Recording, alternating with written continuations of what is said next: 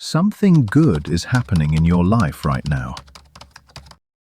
But instead of letting it be good, your brain filed the situation as a problem, initiating a search for the crack, or the part that hasn't gone wrong yet, but statistically should. Your nervous system doesn't celebrate arriving somewhere safe because it reads the quiet as a data error and immediately starts correcting for it. Your brain treats unfamiliar calm as a threat signal and manufactures friction to replace what it expected to find. To a nervous system calibrated on difficulty, tension is the compass. Remove that tension, and the system doesn't relax. It hunts. You destroy good things right before they become safe, because self-sabotage doesn't look like weakness from the inside. It feels like the absolute clarity of someone who finally understands the rules of the game. You sit in the middle of something you worked years to build, and your system starts dismantling it. Your nervous system does not listen to reason because it only understands exposure. You either stay in the peace until it stops scaring you, or you spend the rest of your life manufacturing entirely preventable crises just to feel oriented in a world that is no longer trying to hurt you. You know exactly how that manufacturing process begins. You've been in this position before. Things are finally going the way you wanted. The goal is real. The relationship is stable. The chaos has quieted down. You're standing in the middle of something you earned. And yet, you feel worse. It isn't a dramatic breakdown or a sudden crisis, but rather a low hum of wrongness that you can't quite locate. You start reviewing recent conversations for things you might have said incorrectly, or you check your phone more than usual, not for anything specific, but just to see if something changed. You find something to worry about, some small thing that probably doesn't matter, and you give it more attention than it deserves, until you've manufactured enough friction to feel like yourself again. This is what people mean when they talk about waiting for the other shoe to drop. That phrase makes it sound passive, like you're just bracing for bad news that's already on its way. But what's actually happening is much more active than that. You are generating the tension yourself, not because you're being malicious, but because your brain doesn't just wait for problems. When there aren't any, it starts producing them.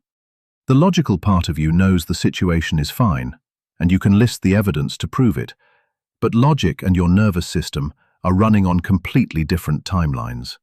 By the time your prefrontal cortex finishes the thought that everything is actually okay, your amygdala has already filed the calm as suspicious and started scanning harder for whatever it missed. This gap between what you know and what you feel is the core of the entire problem. It's not that you don't trust yourself, it's that your nervous system learned to associate a specific kind of tension with being oriented in the world and knowing where you are. Peace doesn't carry that familiar signal of being prepared for what comes next, so the brain reads it as disorientation rather than rest. When you think about it, the absence of a problem actually feels like a problem. This isn't because something is wrong with you, but because your system was trained on environments where friction was the norm, and being on high alert was the only correct setting. Now that the friction has disappeared, the system doesn't know how to read the silence, so it treats the quiet the way a smoke detector treats an empty room, by listening for a fire anyway. There's a clinical concept called the window of tolerance that describes the range of arousal your nervous system can handle without tipping into shutdown or panic. That window gets shaped over time by the emotional temperature of your childhood and the chronic stress you carried in your adult life. If your baseline was always tension, then calm lands outside that window, and it doesn't feel like rest. It feels like something you're not supposed to be doing. So when life finally delivers what you asked for, your nervous system doesn't celebrate, it goes on high alert. You've left the familiar range, and even when the familiar was painful, it's still registered as safe to your brain. The discomfort of a problem you recognize feels much better than the discomfort of an ease you don't understand. That is the specific thing we need to name here. It isn't a fear of bad things coming, it's a fear of the unfamiliar territory of things being genuinely good, and not knowing how to exist there without destroying it first. I once had a client describe it by saying things were going so well that she started picking through old arguments in her head, just to have something to hold on to. The goodness felt too open and too exposed, like she was standing in a field with no walls to protect her. That isn't a pathology or a sickness. That is a nervous system that learned that openness usually preceded something hard, and it carried that lesson forward into a life where the hard thing finally stopped coming. The system is loyal to you. It just doesn't realize the context has changed. Here is where things get a bit more specific and, honestly, a lot more uncomfortable. Your brain is not primarily a machine for feeling or thinking, but rather, it functions as a prediction machine before it does anything else. Every single moment you are awake, your brain runs a model of what is about to happen next, and it constantly compares incoming data against that model to flag anything that doesn't match up. Researchers call this predictive processing, and it runs invisibly far below your conscious thoughts, so you never actually feel the process happening. You only feel the emotional outputs it produces. This internal model is built entirely from your past experiences. It learns what your environment usually feels like, which patterns tend to come before a problem, and what normal looks like specifically for you. Once it has a working model, it protects that version of reality, not because it is stubborn, but because a reliable prediction is what keeps you oriented in the world. A brain that can accurately forecast what is coming next is a brain that can respond before any real damage is done. Now, here is the problem. If your prediction model was built during a time of chronic stress, then that model has friction baked directly into its foundation. It anticipates difficulty, it expects something to scan for, and it runs threat detection as the default program, because that is what your environment confirmed for years. The model isn't actually wrong about your past, but it is completely wrong about your life right now. When peace finally arrives, the model does not update itself automatically. Instead, it registers a mismatch between the predicted environment of friction and the actual environment that has gone quiet. When the brain registers a mismatch like this, it doesn't just shrug and recalibrate, but rather, it treats the gap as a serious error. It assumes the model failed to account for something, so it starts working to correct the mistake by searching for the friction it expected to find. This is where your body gets involved in a way that matters for your daily life. Cortisol is a stress hormone released when the system perceives a threat, and it plays a genuine role in mobilizing your physical resources for action. However, it is important to understand that cortisol addiction is more of a metaphor than a clinical condition, and the actual process is much more mechanical than it is dramatic. The nervous system simply habituates to certain levels of arousal until high-stress states become the new baseline. When that baseline drops and the body isn't running its usual level of activation, the low state doesn't feel peaceful, but instead it feels wrong and incomplete. So, the brain tries to correct the silence. It generates a small conflict or inflates a worry past its actual size, because that inflation makes the problem feel real enough to deserve your attention. A work task that is going perfectly fine suddenly becomes a spiral about whether you are actually competent enough to be trusted with your job. A text that hasn't arrived yet becomes evidence of a relationship deteriorating, and none of these feel manufactured, because the brain packages them as legitimate concerns. It doesn't just give you vague unease, but instead it creates specific and plausible problems with a surface layer of evidence, which is exactly what makes the habit so hard to catch. The core issue in every one of these cases remains the same. The threat your brain is responding to isn't actually there, and it is producing a false alarm, not because something is wrong, but because the prediction model hasn't updated to account for a life where things are finally okay. The part that trips people up the most is that you cannot think your way out of a false alarm by rationally deciding it is fake.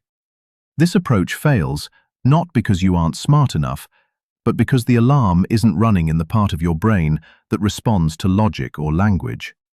It is running in an older and faster system that updates through lived experience rather than through an argument. You can understand the mechanism completely and still feel the pull toward a manufactured problem, because comprehension lives in the prefrontal cortex, while the drive toward familiar arousal lives somewhere much older. Research on nervous system regulation makes it clear that the path forward isn't to prevent the alarm from triggering in the first place.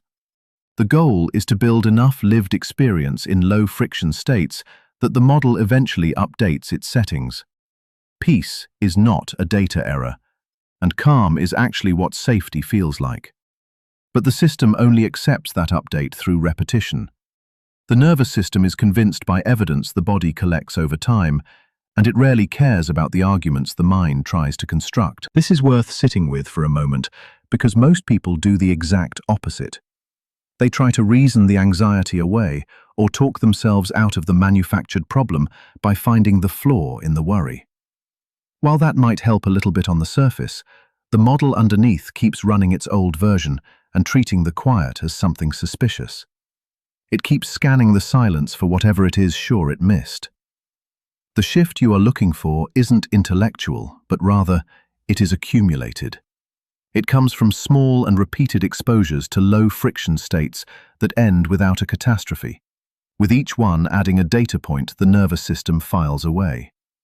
Eventually, enough of these points accumulate that the model starts to bend, and peace finally starts to read as ordinary rather than alarming.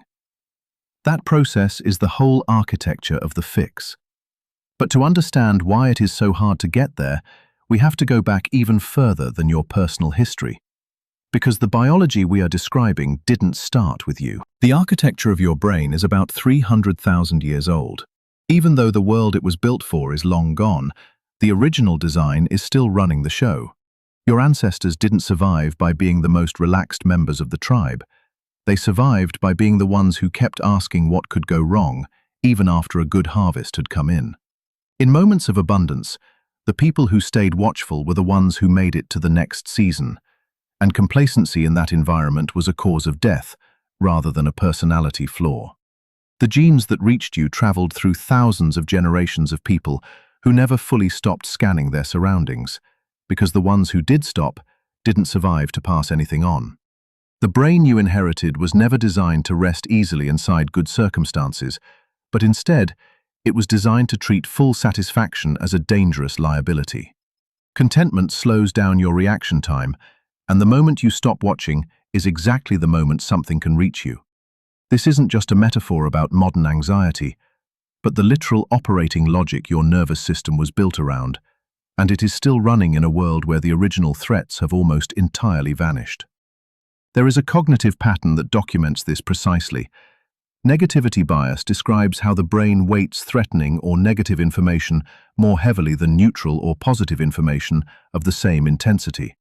A potential threat gets more processing resources than an equivalent opportunity, and a loss registers with more neurological weight than a comparable gain.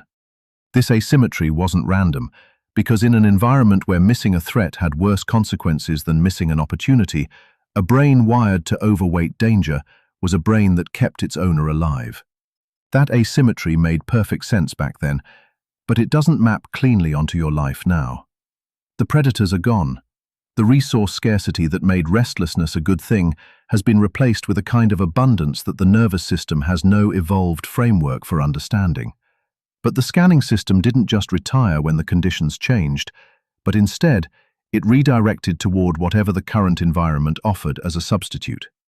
What the modern world offers in endless quantities is social ambiguity, professional uncertainty, and a continuous stream of digital information that the amygdala processes the same way it would process movement in the grass.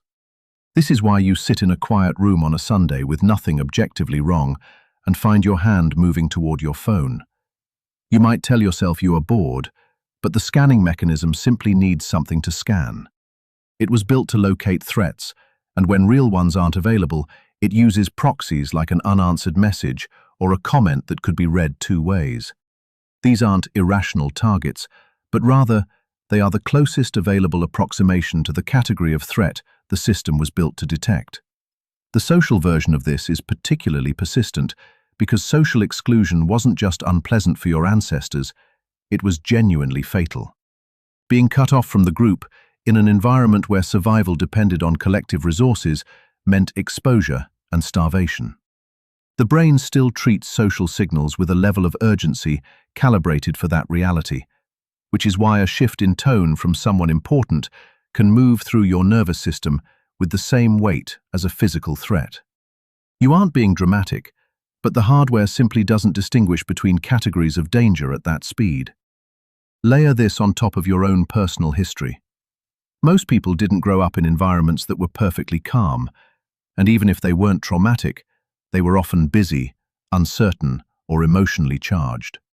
The scanning system, which was already wired by evolution to prefer high alert, got additional calibration from years of lived experience, confirming that something was usually a little bit wrong.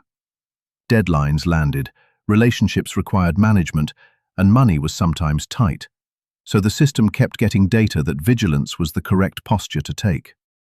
Then, for some stretch of time, life actually improves.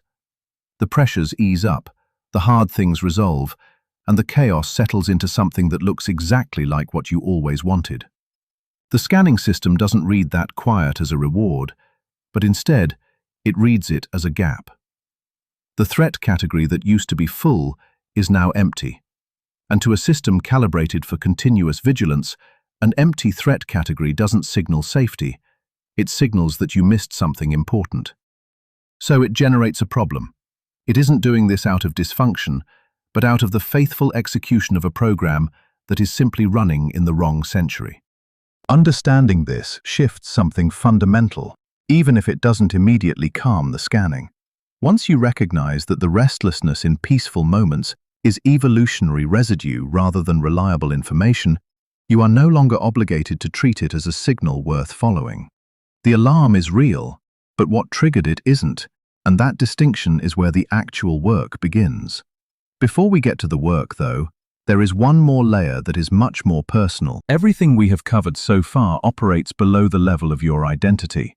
Evolution, prediction models, and stress calibration are architectural features of the human brain rather than personal flaws, and they run in the background of everyone you know. But this next layer is different because it is about you specifically, and it involves what you have come to believe, somewhere beneath your conscious thought, about what you are actually permitted to have. There is a concept here that is worth naming, and it is often called the upper limit. The idea is that each of us carries an internal ceiling on how much good we are allowed to sustain in our lives. You did not choose this ceiling deliberately, but it got installed through your accumulated experience and the emotional logic of the family system you grew up in. You absorbed specific messages about what people like you were allowed to have, and those messages were not always explicit. Sometimes they came through silence, through the things that never got celebrated, or through the unspoken rules about what was safe to want. When your life pushes above that ceiling, your internal system does not simply let it happen. Something activates to bring you back down, and the mechanism it uses is almost never dramatic or obvious. It is usually subtle enough to pass for wisdom or common sense. In practice, this looks like a relationship reaching a depth of ease you have never felt before, only for you to start revisiting a grievance from 3 years ago within days. Or perhaps a project lands well at work, and your first instinct is to find the one piece of negative feedback that stung, so you can give it 10 times the weight of everything that went right. You get the outcome you wanted, and immediately your internal inventory shifts to cataloging what is still missing, or why the people around you cannot see the flaws that you can. None of this feels like you are destroying your own happiness. Instead, it feels like honesty and appropriate realism in a world where things rarely stay good for long. That is exactly what makes the upper limit mechanism so effective at its job. It never announces itself as self-sabotage, but instead shows up dressed as self-awareness and critical thinking. Guilt is one of the primary tools this system uses to keep you in check. This is not the guilt of having done something wrong, which at least has a clear target and a way to resolve it. This is a heavy guilt about having too much or about being okay when other people are suffering. It is the feeling that you are enjoying things without having suffered enough to justify the pleasure. This variety of guilt is extraordinarily good at interrupting your joy, because it reframes happiness as a moral problem, making it something you need to earn your way out of, rather than something you can simply inhabit. You cannot logic your way out of this feeling because it does not originate in logic, but comes from a core operating belief about what you are allowed to be that was installed well before you had the language to question it. Self-criticism runs the same program through a different delivery system. When something good is happening, your internal critic typically gets louder instead of quieter, and it starts generating an inventory of every mistake you made to get here. It tells you all the ways you probably do not deserve this, and lists the other people who would have handled the situation better than you did. Because this voice knows you so well, it targets your insecurities with surgical precision. It does not make vague accusations, but finds the specific thing you are actually uncertain about and presses there until it hurts. This is why it feels like clarity rather than interference, and you end up believing you are finally seeing yourself accurately, the way you imagine other people already do. The disruption of connection is the subtlest version of this entire process.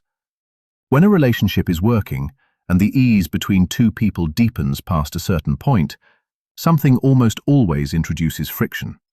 It might be a comment that lands wrong, a small emotional withdrawal, or a grievance surfaced at exactly the moment the closeness was becoming real. Because relationships are genuinely complex, there is always a plausible explanation for why this particular friction appeared at this particular time. The content of the argument makes sense, but if you look at it honestly, the timing is the real anomaly. That timing is the tell that you are hitting your ceiling. It is not about what you are criticizing or worrying about, but rather when the worry decided to show up. If the spiral begins right when something good is happening, the actual content of the spiral is almost incidental to the process. It is a delivery mechanism rather than a message, and it exists because the system needed something to manufacture to bring your heart rate back to a familiar level of stress. It simply works with the most convincing material you have given it. There is a question worth staying with, even if it makes you feel uncomfortable.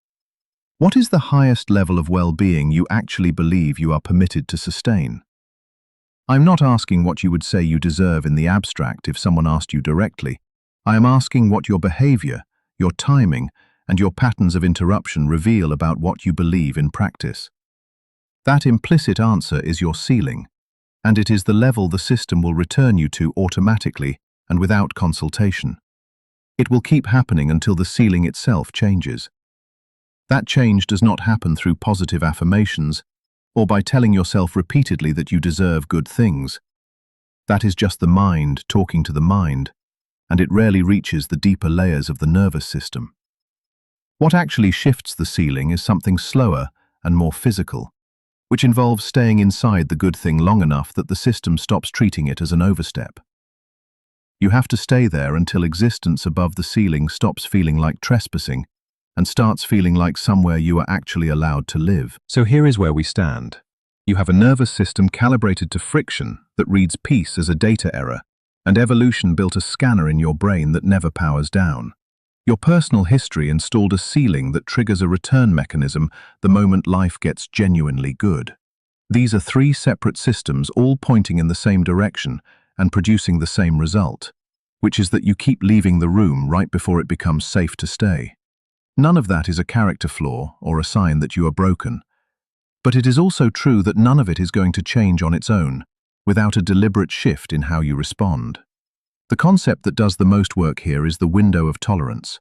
Your nervous system operates comfortably within a certain range of activation, and if you go too far up, you tip toward panic, while going too far down leads to a total shutdown. Most people spend years trying to pull themselves down from the upper end by managing their anxiety and calming the alarm. What almost no one works on is the lower boundary, which is the edge where calm itself starts to feel threatening. That is the boundary that matters most for this specific problem, and expanding it does not happen by deciding to feel safer. It happens by staying in the low-friction state long enough that the system starts to accumulate contradicting evidence. The catastrophe the model predicted did not come today, and the silence was not the silence before something terrible, but was just silence. That accumulation of evidence is the mechanism of change. Everything else you do is just preparation for those moments.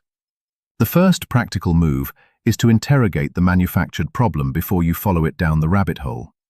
When you notice a spiral starting in a moment of ease or a worry inflating past the size of its evidence, you have to stop and ask one concrete question. What actual evidence says this is real right now? I am not asking if it could be real or if it is theoretically possible in the future. I want to know what exists outside your own prediction, something with weight in the actual world that confirms this problem is present and not invented. If the answer is thin, or if it reduces to a hunch or a pattern you're assuming will continue, then you have found the tell. The alarm is running, but the threat is not actually in the room with you. Then you have to ask a second question that is much harder than the first. What would I be doing right now if I did not need a crisis to feel oriented? That question asks you to admit something most people resist, which is that the manufactured problem might be serving a functional purpose for you. There is a reason the brain went looking for it, and usually it needed something to navigate to make the environment feel legible again. If you did not need that signal, what would actually be true about this moment? Usually, what is true is that the moment is fine, and the room you are standing in is genuinely okay. The question is whether you can let that be the answer without reaching for something to correct. These two questions do not make the alarm go away immediately. They simply create a gap between the alarm and your response. And in that gap, you have a choice that was not available before. You can follow the manufactured problem into the spiral, or you can choose to stay where you are. The second move is naming the pattern at the exact moment it appears, rather than waiting for a retrospective analysis. When the self-criticism arrives immediately after something good happens, you need to name what is actually occurring in your body. Do not use a general label like, "I am anxious," because that does almost nothing to help. Use something specific like, "The good thing just got better, and I am already looking for what is wrong with it." Or, "I got a win, and my first instinct is to find the reason it does not count." This specificity pulls the prefrontal cortex into the moment, which slows the momentum of the amygdala and creates a mental record. You can start to see the pattern across time, which makes it much harder to mistake the mechanism for genuine insight the next time it appears. The third move is the slow one, and it is the one that actually does the heavy lifting of rewiring your brain. It involves staying in the low friction state even when you reach the peak of your discomfort. The discomfort follows a predictable curve. It builds as the scanning system ramps up and finds nothing to work with, and it peaks when the false alarm is loudest and the pull toward the manufactured problem is strongest. This is when every plausible argument for why something might be wrong arrives simultaneously in your mind. If you do not follow it, the discomfort eventually begins to drop, not because you forced it down, but because the system ran its full cycle and the predicted catastrophe did not happen. Your nervous system files that as a single data point, which is one small update to the internal model of the world. This is how the window of tolerance actually expands. It does not happen through deciding to feel better or talking the anxiety away, but through the body collecting evidence that low friction is survivable. You are teaching your system that the quiet is not a warning sign, and that staying in a good situation does not end in punishment. It takes a lot of time and a lot of repetition. It requires you to resist the pull even when the manufactured problem is genuinely convincing, because the false alarm is designed to feel real. The brain does not generate obviously fake threats, but instead builds specific and plausible ones from your real life.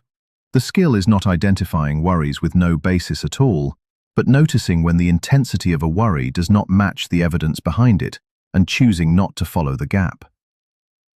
Peace is not a reward the world hands you when you have finally earned it. It is a capacity the nervous system either has or does not have, and building it is work that does not always announce its progress. It is the quieter work of staying in the room one more time and letting the good thing be good. It is about giving the body enough experience with safety that safety finally stops feeling like the problem.